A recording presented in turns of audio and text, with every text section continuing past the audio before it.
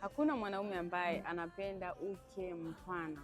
Wanaume wote wanapenda uke ambao umebana. Sasa mwanamke, kama una changamoto ambayo ni ya uke mpana, make sure unasikiliza hii video hadi mwisho, kwa sababu nina suluhisho la asili kabisa kwa ajili yako.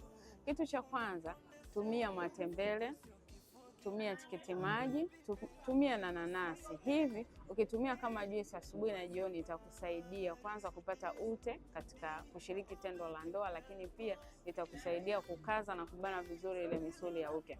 Lakini hiyo kama ni changamoto ambayo umekaa nayo kwa muda mrefu, hakikisha unaingia katika program ya Madina Health, kwa sababu tuna tiba nzuri sana kwa ajili yako wewe za kuweza kurekebisha mfumo wa uzazi na kurudisha uke wako vizuri kama ulivyokuwa msichana. Hata kama umezaa watoto watatu ama wanne, utarudi kwenye ujana wako kama kawaida.